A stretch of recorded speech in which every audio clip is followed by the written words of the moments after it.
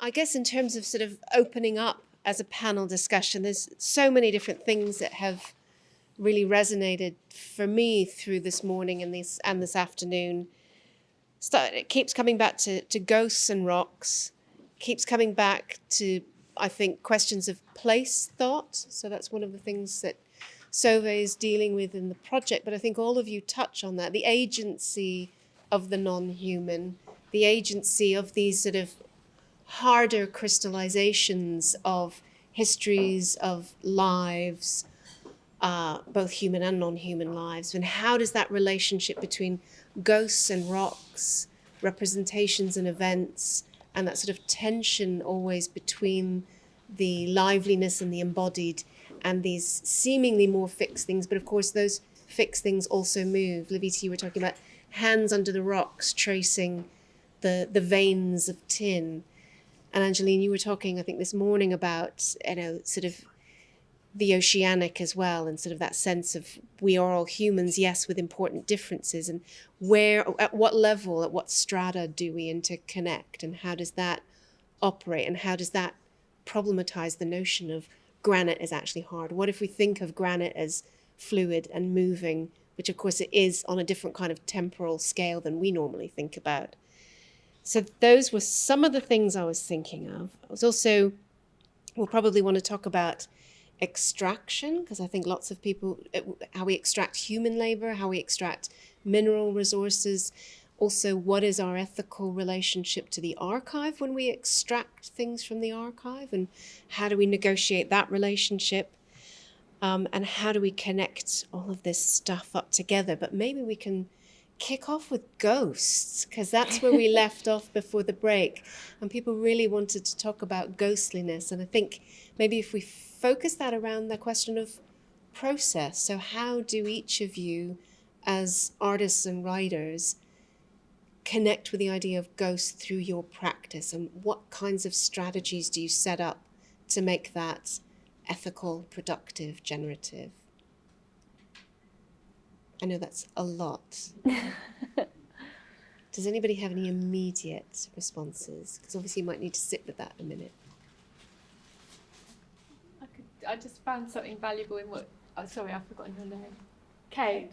Yeah, Kate reminded me that granite can be a kind of memorial, whether that's a gravestone or a memorial of a statue or something. So I'm not sure, that's almost the opposite though of fluid and process, isn't it? Because that's trying to hold something in time and preserve it. That's just a thought that sprung to mind really. How do you work then with the fragments when you're in your writing process, in your research and writing process? Because I think everybody's presentations today dealt with questions of research as well. So what's your process of finding these ghosts, giving life to them on the page through text?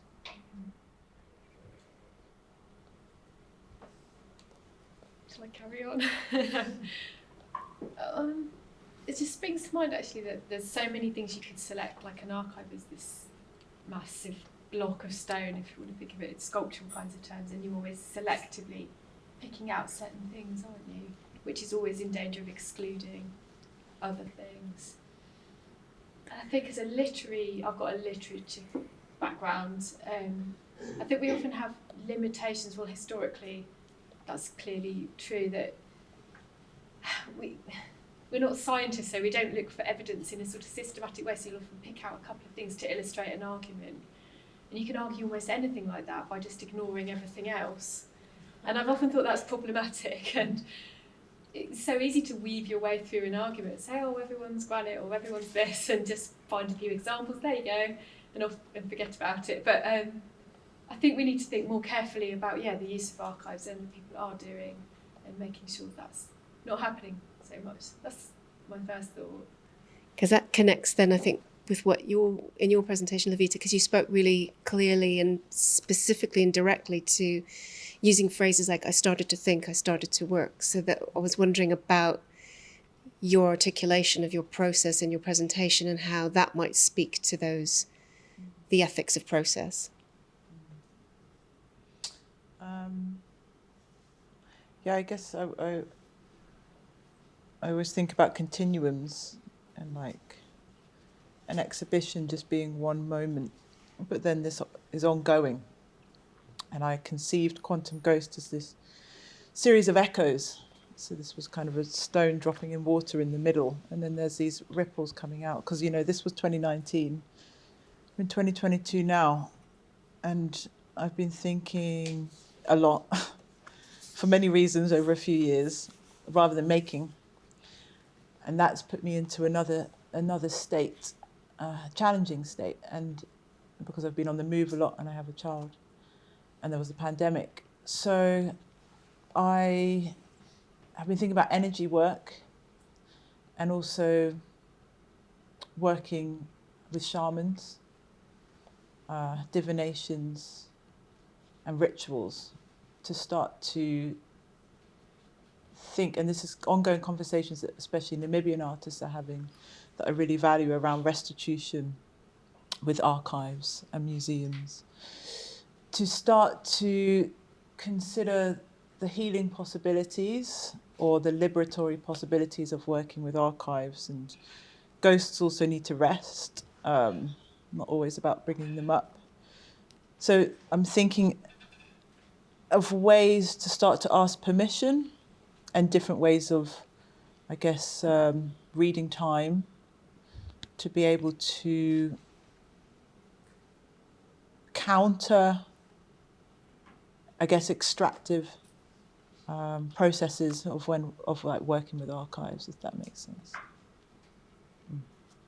Absolutely. Fran or Angeline?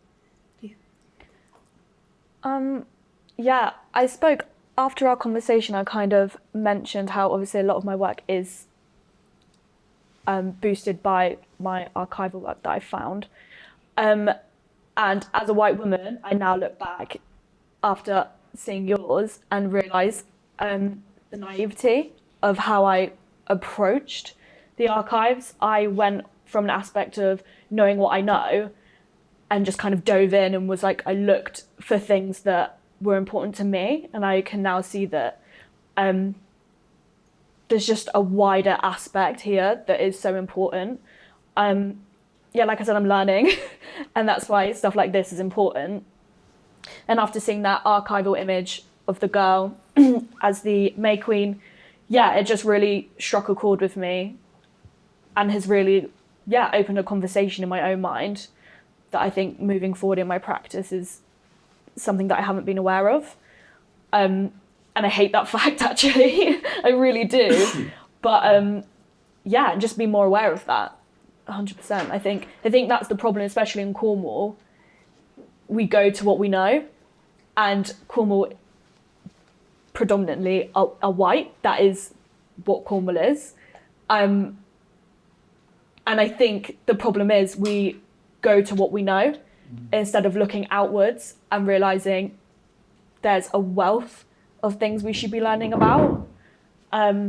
Yeah, and that needs to be broken out of. Yeah. Angeline? Yes, ghosts figure very, very strongly in my work and in my research. If I do have a process, I wouldn't be able to describe it to you because I work very intuitively, but many people have recognised in the songs that many people have said to me things along the lines of, this is ancestors speaking, ancestors are talking, ancestors are talking. And I've heard this a lot, and this makes me very happy to hear because I feel like, yeah, that's exactly what's happening. Ancestors are talking. And in terms of the songs which I felt I had an emotional connection with, and they didn't all come easily, but some stories I wanted to work with and make into song, and it didn't happen at all. And in those cases, I thought to myself, okay, well, maybe this ancestor is quite happy and doesn't want to speak. And I feel like if I can make myself into a clear enough receptacle or conduit or a channel or whatever, then the ancestral voices who have the strongest desire to be heard and can resonate with the kind of channel that I am will do that without my having to invoke them or anything. Which is interesting because it then connects with this notion of the agency of these traces, these precious fragments, I think, in the language of Sauve's project, which I think is the counter to what you were talking about, Fran, that sense, your realization here of, I'm approaching the archive in a kind of traditional Eurocentric research process where the archive sits as a static object waiting to be mined by you, and the violence that's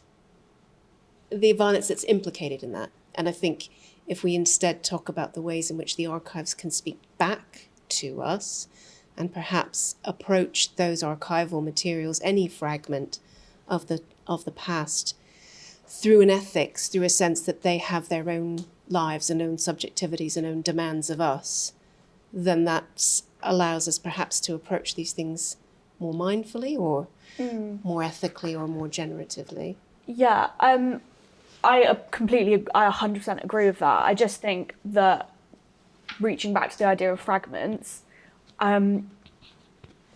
fixing those fragments together, how do we do that? And in through my work, like I said earlier, it's about roots and finding those roots. And 100% doing it sensitively is the core of this and how you support everyone in that situation. But I also feel if you don't look, you don't find. And those things is often what bring things together. And of course it can pull things apart. There's both of those things you have to be aware of. And there's always a fine line. But I just think it's important to be aware of both and maybe just consider the flip side of how things from the past can sew things together also. And I wonder if this is something around the specificity of back to process again, because is it the way in which those connections are made and the process of looking? So how do we go looking other than by having a kind of critical question of, well, I might go looking for something, but what am I missing by looking in a direct way? What do I find through serendipity? What raises itself to us? What demands an attention that perhaps doesn't have an attention? So I think, Angeline, you started off the day for us really eloquently showing us the wealth and the absolute presence of Black British people for 2,000 years. They have always been here, and we do know we have various generations of people are taught about these histories, but the question then becomes, why do people become forgotten? Why do we have to keep returning to these practices? So that's another aspect. Could I ask a question here? Because I feel like I might be missing something quite huge in what you've just been saying about archives and about how we, because all of us have been using archives in our work, haven't we? And how we use them and be mindful of the implicit potential violence in mining. Is that what you meant to say? Okay, because the thing that's really bothering me about at the moment is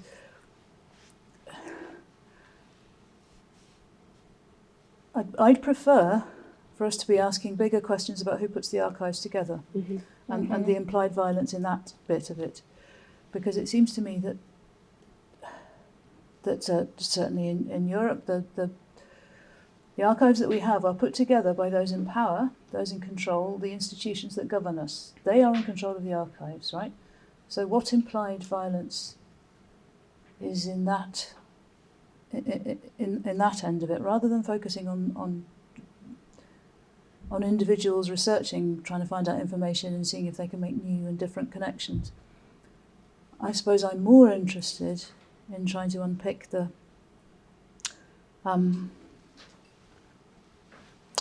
some of the inherent or potential negativities in the collection of archives.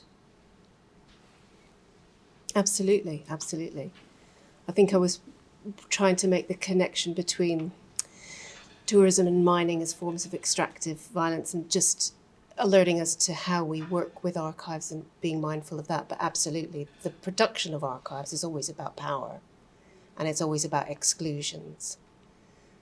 And I think, and it's clear in all 4 of your projects that what you are speaking back at that and trying to redress that by making different people's lives and the fragments of their lives come to presence and activating them in the present, which is a form of restitution.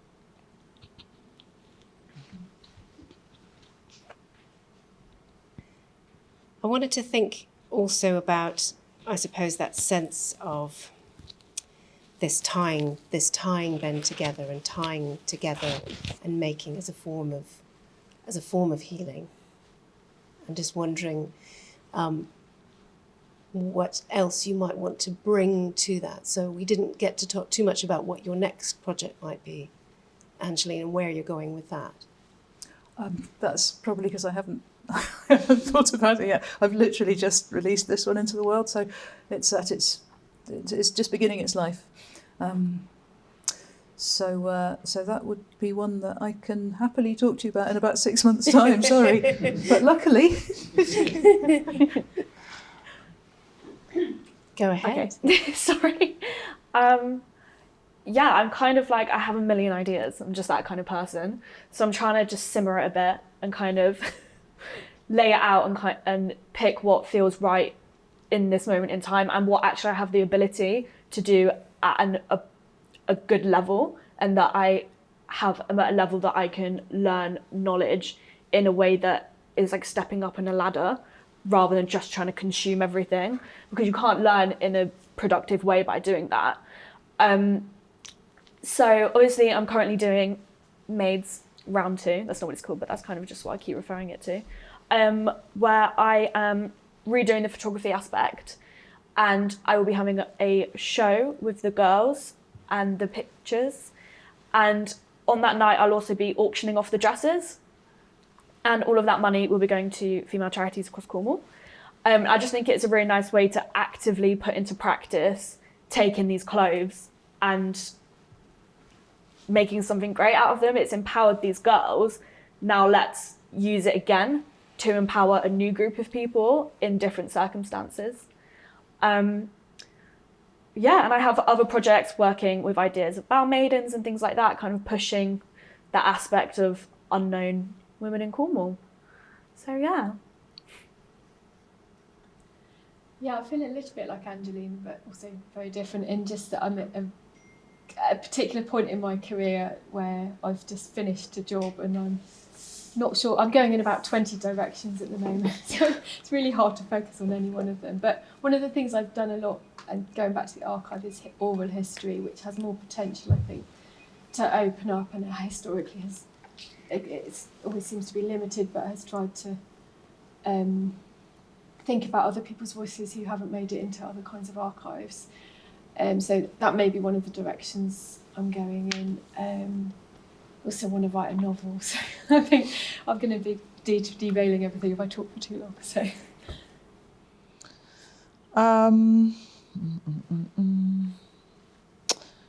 Yeah, I've got a couple of commissions that I've been working on for years, really. Strings, threads, culminating, coming together next year. Trying to bring collective work into my practice as much as possible. Working between land and water, so one project is working with the British Geological Survey archives, and I just facilitated some amazing talks with Namibian and South African artists about their practices in relation to archives and broadcasting next year. So I'm making a series of sound works and thinking about how they can tour and be broadcast. And the other one is looking at the afterlives of slavery in relation to Bristol.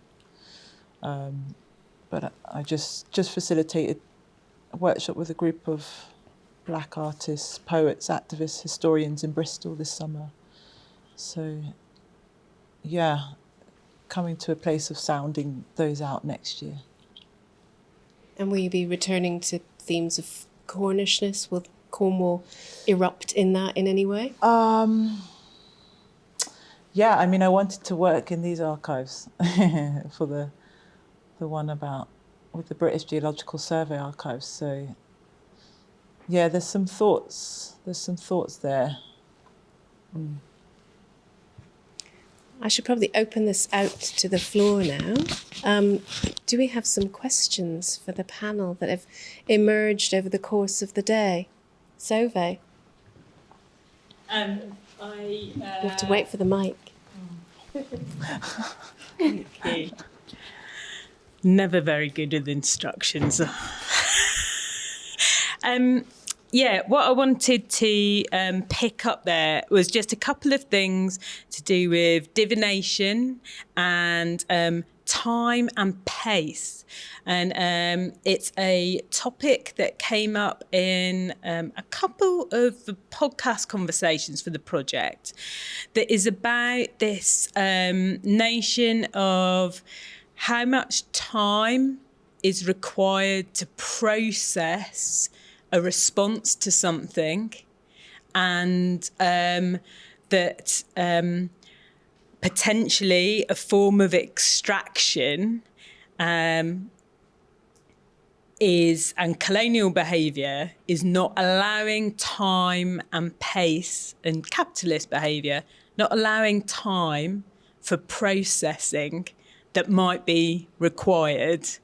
And I use those words sort of referencing things in a sort of large abstract way, but I wondered about connecting some of those sort of themes and thinking about rocks and geology. Like, I made a lot of work in the past like referencing rocks, and one of the things that was important about them and the land for me was that they were constantly moving, but just at this different pace. And actually, it was a pace I felt comforted by, that I could potentially relate to in a different way. So, yeah, if there's... Well, that's just loads of ideas, but if that sort of connects somewhere, it feels like it connects to that conversation about process, and like you're talking about, Angeline, like, well, yeah, I'm putting that out there and something's going to come, and, you know, going into those archives and allowing, you know, is there anything that one of you could connect to with that? Or I think maybe it can be about just starting conversations. I think things can grow from planting seeds. Just having those small conversations that don't seem a lot, you can learn so much from one person, and just keep having these conversations. If you're passionate about it, you know what I mean? It doesn't leave you. It kind of ends up being in every conversation. And just talking to people, it just helps build the process, I think. Like, instead of pushing it, it helps build it. But at the same time, under like capitalism, it's really hard to have that time to be able to do that. And that's why often I think processes take longer, because time isn't always there for it. So I think sometimes it can be the small things, the conversations, the workshops that actually build up to a larger understanding. If you were to describe the time and rhythm of your work, how would you describe it? And I'm going to ask everybody that question. Hectic. Manic. Like, are there beats, are there rhythms, are there places where it speeds up and slows down, which I think connects with what Sove's asking, and how would you graph that or map that? I think like the research process for me and writing is like a really quiet time. You have to be really open and honest and just like have that space to yourself and just have a true understanding of what it is you're trying to do, trying to achieve and trying to understand. And then when you put it out into the world, so it just picks up pace and you hear conversations and you do workshops and it's exciting. So then it gets busy, it gets fast, and then it settles again when you reflect, and then you can start to slowly build again. So yeah, I think it's like ebb and flow for me anyway. Does anyone else want to speak to the rhythm and flow? Because I think it connects with labour, right? I mean, I think this is also a way into a conversation about labour, because this is also about work, all of this.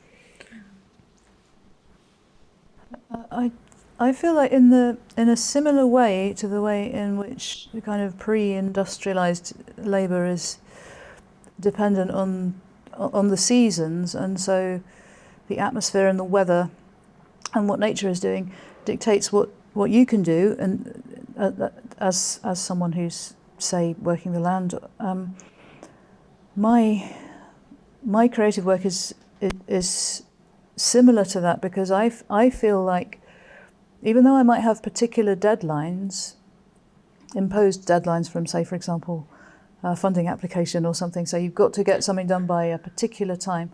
When I've got those, I sometimes have to shift things along a bit and go faster and manipulate things more. But outside of that, I attend to the weather, and by that I mean, is this a period in which I feel I need a lot of silence and a lot of alone time to think about things and let the ideas drop in? Is this a period where I need to do a lot of reading, and watch films and listen to conversations and get inspiration that way? This is a period where I need to be just composing, arranging, recording. So there are different seasons for different things, and I just sort of feel them as they go along. I'm not sure that if I were to map it or graph it, it would make any sense to anybody except me. Shelley or Libita? I keep thinking about academia and how it pressurises you to produce things, and yet writing a book like Rocks of Nation takes a long time, and there's always that tension between the sort of pressure of creating stuff, but to do it well and carefully does take time. Otherwise you're in danger of not doing justice to things, I think. I mean, there's always that danger, but with time pressures it's even worse. And I was also thinking a bit about the contrast between writing a book and giving yourself all the time you need to process and think and consider and look at all the contradictions and question everything. And something like this, where actually you've got to think in the moment, and it's really hard to... and when it's recorded as well, you're thinking this is going forward in time, and it makes you quite careful about what you're saying. There's lots of ideas going on, but the main one is just, it's important to force yourself to take that time that's needed sometimes, isn't it? And resist the pressures of capitalism and everything. Yeah, I guess I'm thinking about privilege. Like, I've been fortunate enough to receive funding and to receive financial awards, which have meant that I've been able, I wrote into those applications that I need to safeguard my slowness. I became a mother in 2020, pandemic, all my projects got postponed. That was the best thing that could have happened, because I didn't realise what would happen when you had a child, really.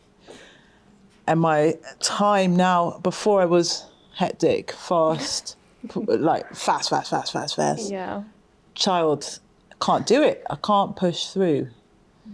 I fall apart if I try and push through. So I have to go slowly. And, I'm privileged to have money to support me in that slowness. If I didn't, I would have to be working a number of different jobs. And that changes that pace, And for me, the thing that I really safeguard in boundary now is my health, my capacity, because I need to have a spiritual practice. I need to tap into a rhythm with the moon. I need to meditate in and around being a mother. And, I need to work, but that's already so much, never mind all the other stuff, that for me, slowness, what that means to me is 1 to 2 years I'm working on a project, Other Seth.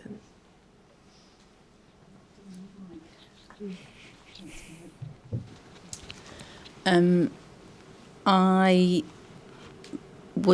really interested in this idea of archives being a thing from the past, but you're using them to create futures. And Angeline, you were really eloquent on it this morning. Was it this morning? Yes. In terms of you've created a thing to weave into the canon. So although it's contemporary, it's also from the past, and maybe it will become part of the future. And I love that idea of building that canon of folk music, which was itself built, right, by the people that selected what they selected. And then it made me wonder about the rest of you, and Angeline, of course, it'd be super interesting to hear what else you have to say, but this idea of bringing from the past of the archives, selected as they may be, into the future, creating for the future and contributing to an idea of Cornishness. So bringing it back to the some of the themes of Sauve's work about discussions of Cornish identity, about how you kind of project your work, whether you project your work into a construction of a Cornish future, whether that's about place, people, being, doing. Fran, I know you were saying you felt really alienated by Cornwall, and I wondered whether your work made you feel more present in it. So just a kind of question about futures of Cornish identity, really, or futures for Cornwall.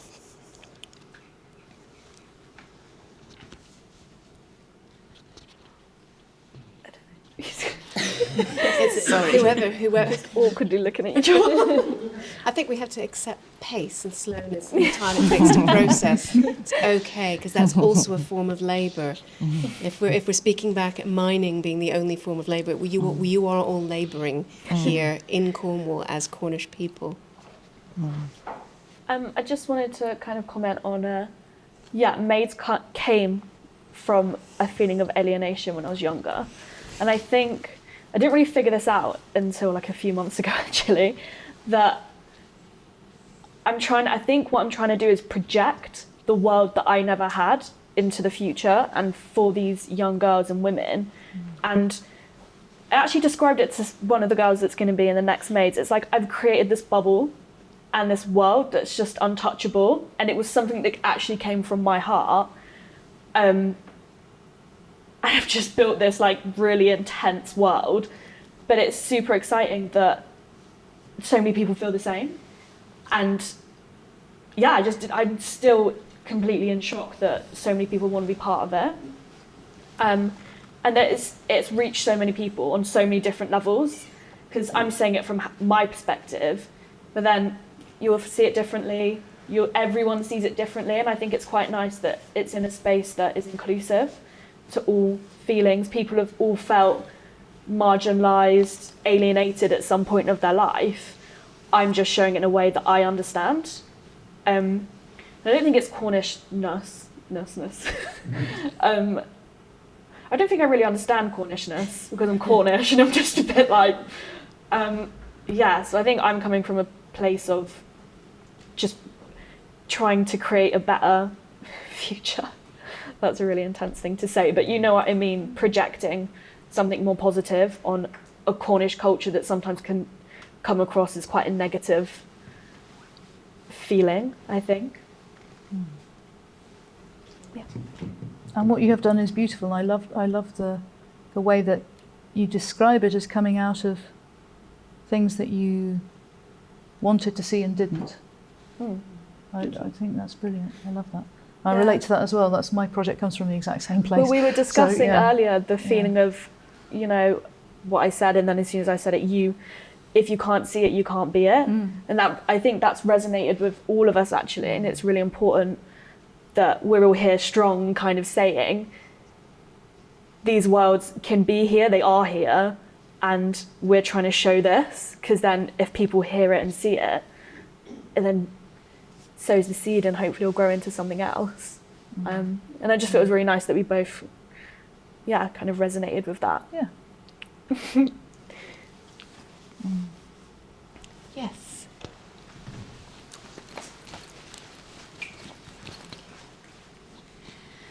This is a particular question for Libita, but maybe it could lead into a broader conversation about Cornish identity in a wider context. I wanted to go back to the 2017 work that you included in the presentation. And obviously, this is kind of the purpose of the Diaspora Pavilion. But I was wondering, you've spoken about your Cornish and Namibian identity, and I wondered how you found that, exploring that within the Diaspora Pavilion and also within the Venice Biennale as a context. I'm sorry if that's too big a question. It's a good question. Go right in there. Yeah, I kind of just touched on that project. Yeah. So it's interesting, you know,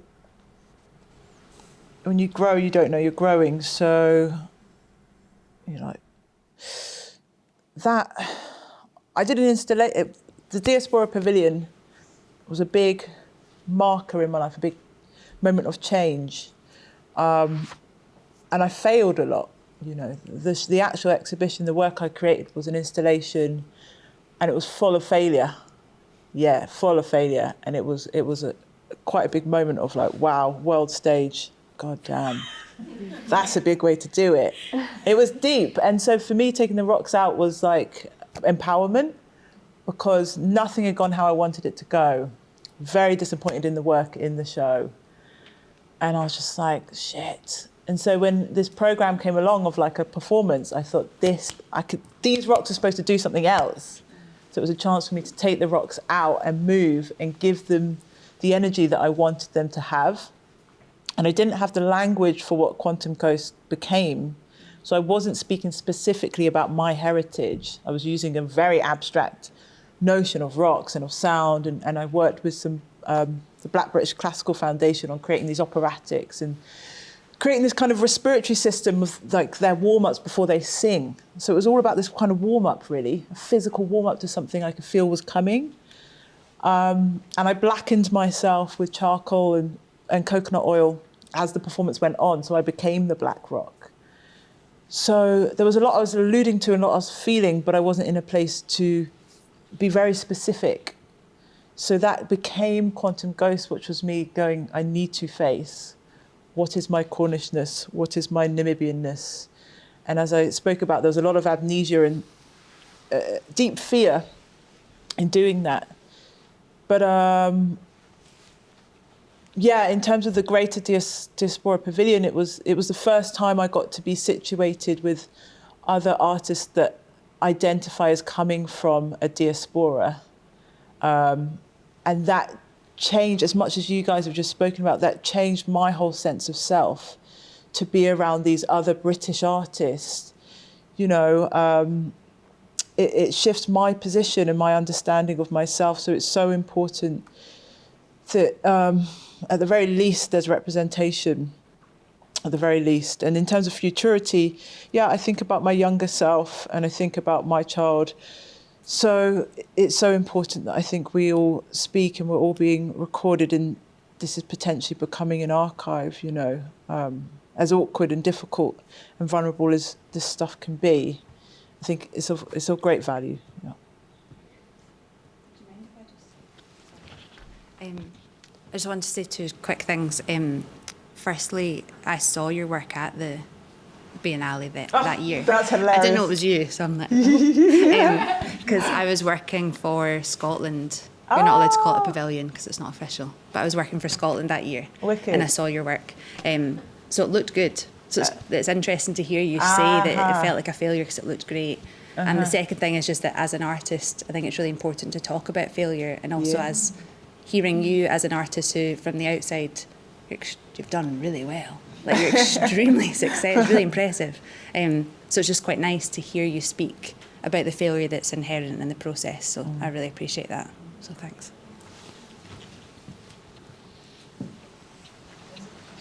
Oh, yes. So I was blinded by the projector. Thanks very much. Just wanted to say also, all four of your presentations have been so interesting and inspiring, and coming from such a variety of backgrounds and practices, it's been such an amazing day. So thank you, and thank you, Sove. I have a question for anyone who wants to answer it, and Sove as well, about your work and your sort of thoughts on, or possibly your thoughts on sort of Cornish identity as a response to contexts. So my research was about Cornish music and how the kind of cultural stories about traditions changed over time, and the idea of heritage and the intersection of identity and heritage. Heritage is something that is fixed and immovable and passed down, but actually when you look in and dig in, that it shifts and evolves. And I wondered if any of you could kind of speak to your work or your kind of perspective of Cornish identity in relation to kind of like the stacked contexts that we see. So like in Cornwall, we've got national minority status, like the ongoing revival of the language. But, you know, in the last 3 or 4 years, so much has changed. Well, beyond that, there's been, just off the top of my head, like Brexit, the pandemic, Black Lives Matter, the Women's March, all of these things. Is there anything that kind of speaks to you in your work amongst these kind of stacked and scaled contexts? Sorry.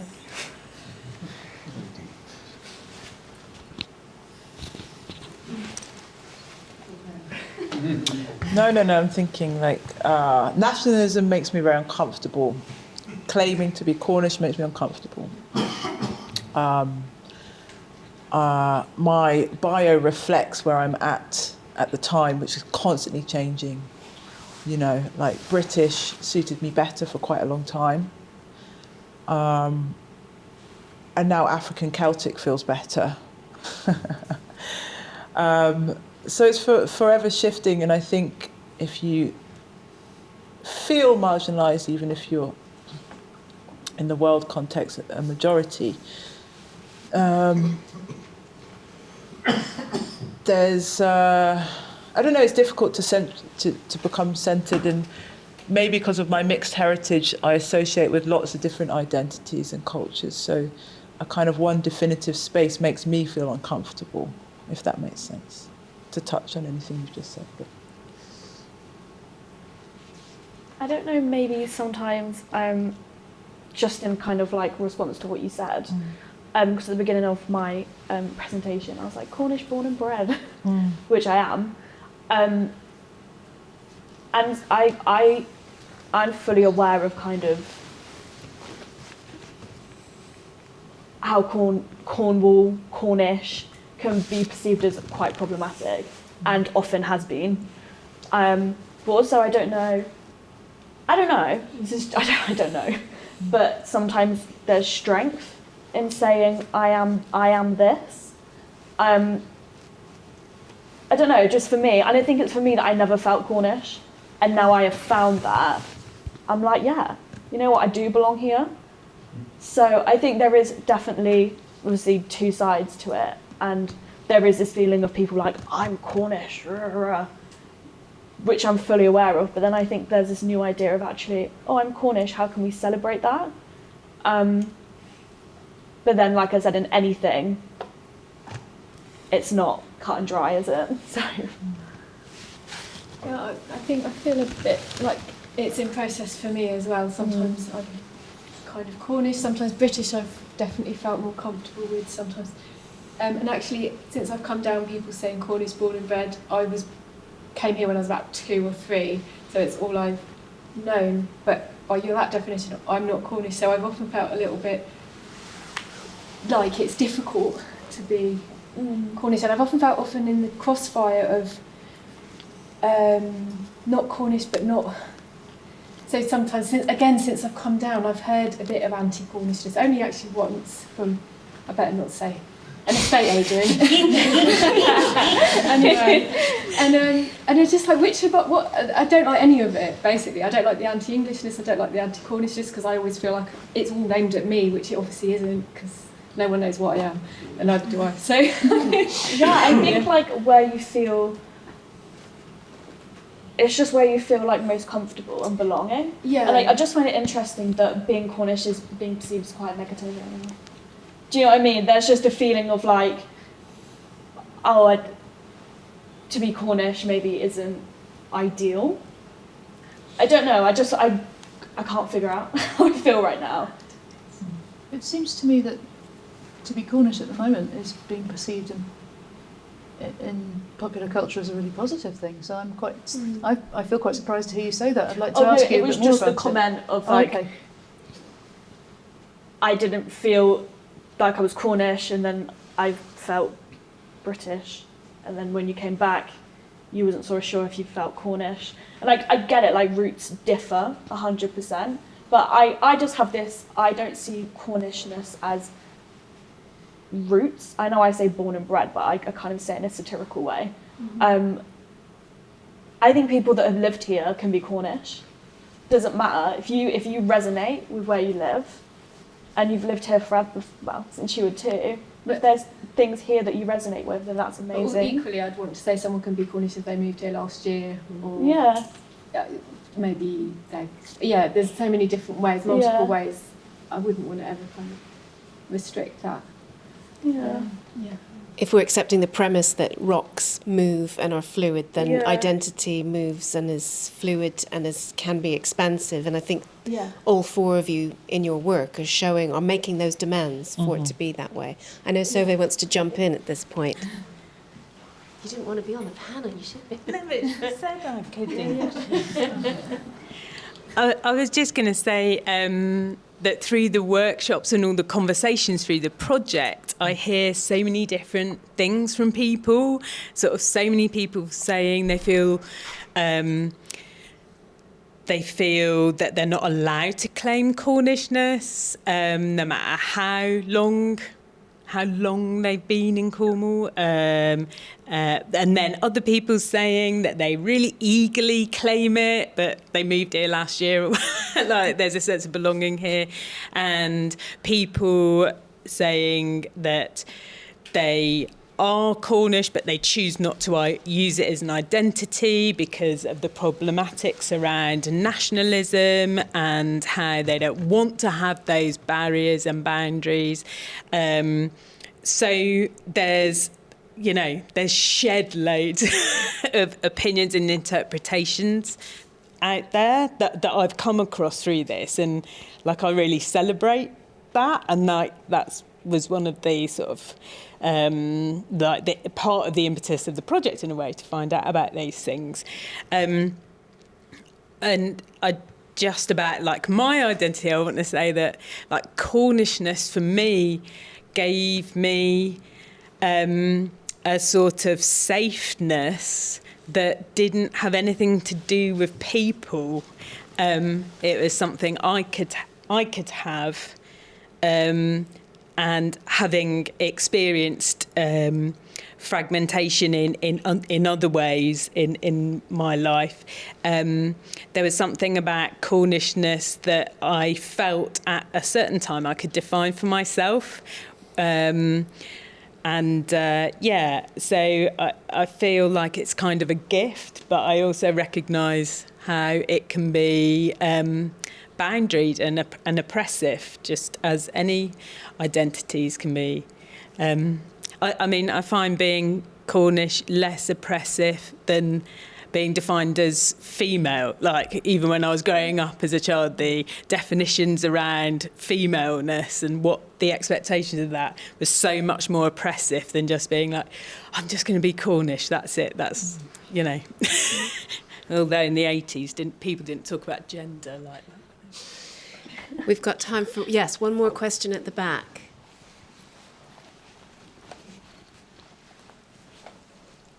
Thank you. I just want to start by saying thank you very much. It's been really, really interesting, and everything you've said is connected. But first of all, I just want to say St Piran wasn't Cornish, and I think that we do well to remember that as well, that we've been very welcoming of people, and we made him our patron saint.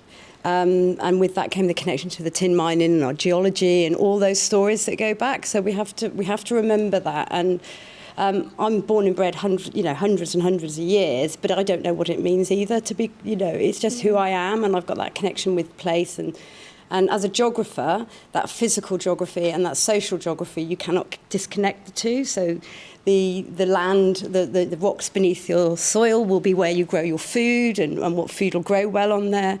And even the geology of talking about time and why granite develops and how it's an intrusive rock and how it takes to slow, and that's why you get the different minerals and all that. So everything you've said is connected. But I just thought about going back to the ghost thing. Did you ever, in any of your sort of work around that, look at ley lines and the energies around ley lines and how that connects? Interruption. Libita has a train to catch. All eyes on me. Well, it We seems. can just interrupt that by just saying thank Well, you. I was actually going to sort of make it in the round. Thank you for your precious fragment. Oh, thank you. Thank you. Safe journey home.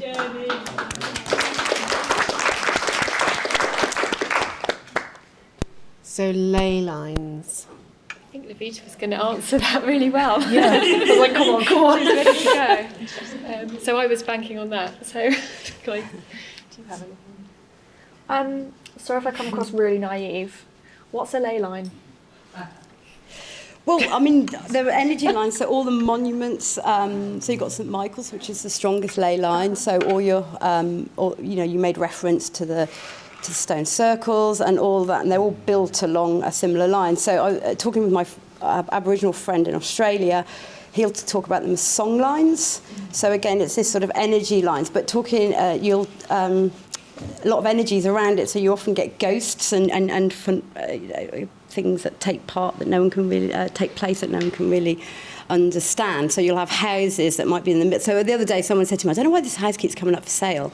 And I said, oh, ley lines. And she said, is that true? I said, I've no idea. So I went and got the maps of all the ley lines over Cornwall, and sure enough, it goes directly through that house. And I was like, oh, okay. So, but on that is all lots of hills and lots of, it goes all the way through up to Glastonbury, and it takes in St Michael's Mount.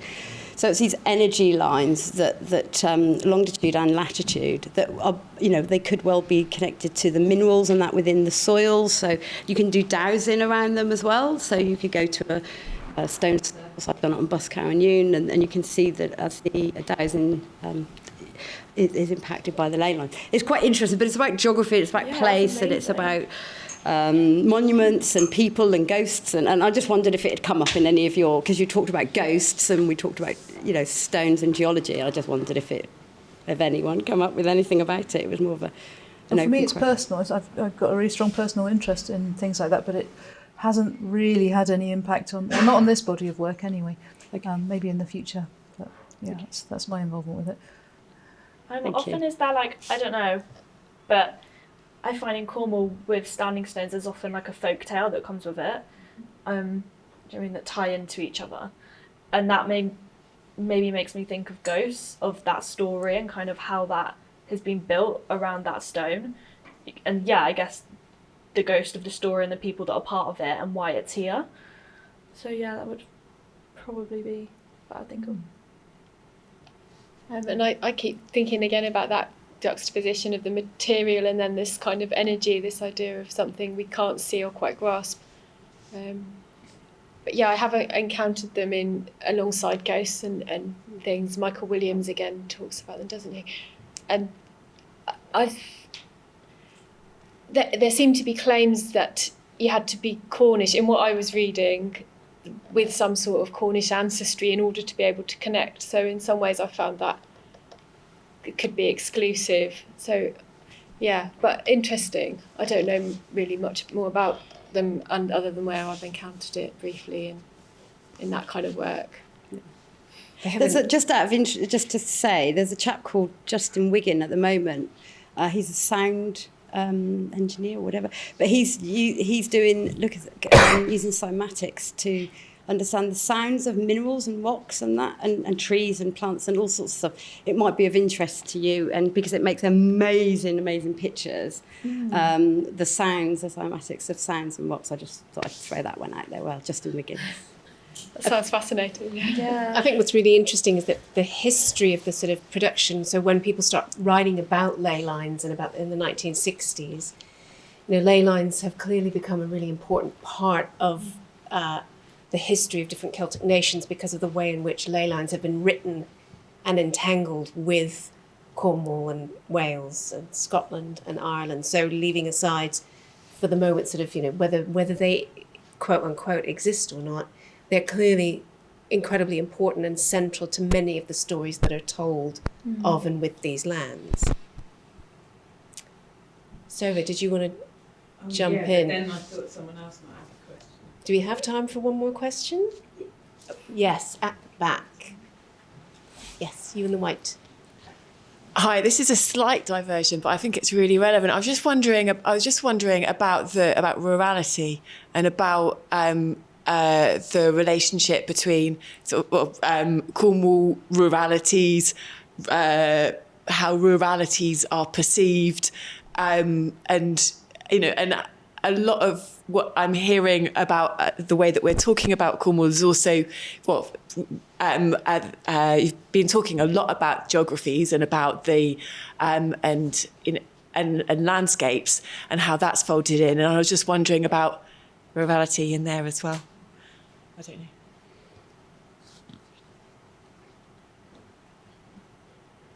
I'm not sure. So, what Cornwall is a kind of another rural region alongside Yorkshire, or sorry, I might have missed. Entirely up to you. Sorry, that's it's. I don't know. So yes, there's Cornwall is another rural region. There's also the way that ruralities become imagined, and I was thinking also about some. Sorry, I completely forgot your name. It's awful. You're talking about being Cornish and about some of the stereotypes that go around Cornishness and stuff. And I was wondering about how much those are entangled with ruralities. This is maybe unfair. Sorry. So how we're imagining Cornishness is actually, it may be, or the question is that something more broadly about the rural? It seems to me that if I can say something that's more broadly about the rural, and first of all, it seems to me that a lot of the popular cultural ideas that we have about the rural are imagined ideas. When we think about the fact that we only have access, and I'm just talking about England now, we only have access to 8% of the land in England. The rest of that is owned. It's privately owned land. 8% is accessible by us as regular people. When I found that out quite recently, I was really staggered. And I think this feeds into something which I referenced in my talk, this romanticisation of the landscape. Of course we will romanticise it, we don't have any access to it. And we also are quite far away from periods of time where the land and nature kind of was more powerful in terms of determining the ways that we lived. So we live quite apart from nature and the landscape. And I hope I'm making sense now. I'm just thinking off the top of my head, but I'm interested in the fact that Cornwall now has this sort of, in terms of the tourist industry, it's this rural idyll. And that narrative completely wipes out Cornwall's history as a incredibly a county which was incredibly wealthy from the ports and from trade coming in and out of the ports, and also, extremely importantly, the mining industry. So the idea of the rural idyll of Cornwall in the kind of current tourist fantasy of the county. Yeah, I was thinking when I remember at some point writing my book, London seeming to be the centre in when you're a tourist, perhaps, and you're coming here for a holiday, and then being struck by just how central Cornwall was historically, like what you were saying, the ports, the mines, everything else, because it's on this peninsula and you can go everywhere from it.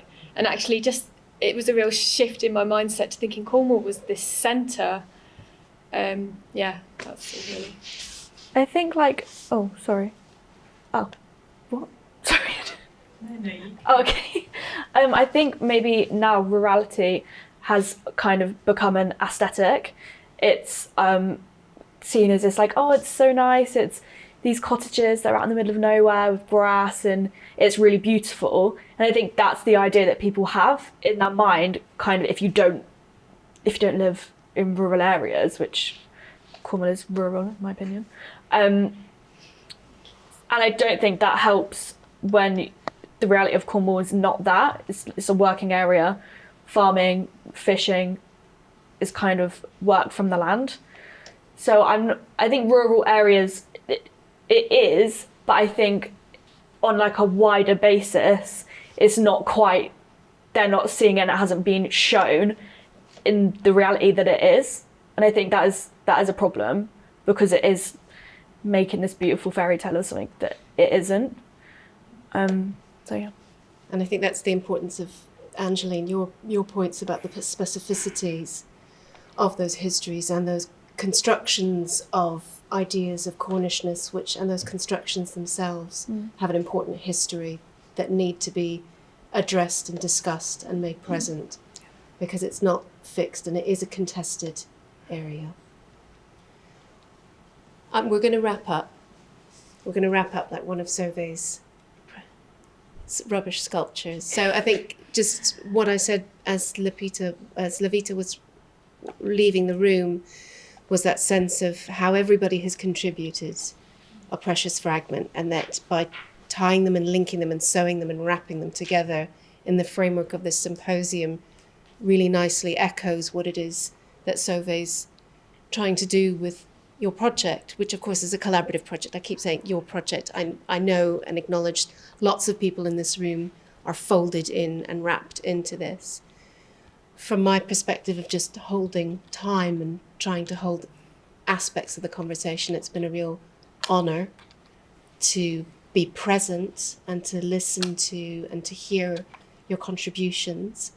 And I think to see how all four of you have manifested a much more potentially progressive, emancipated, politically active, really positive sense of Cornishness in a really expansive and generous way.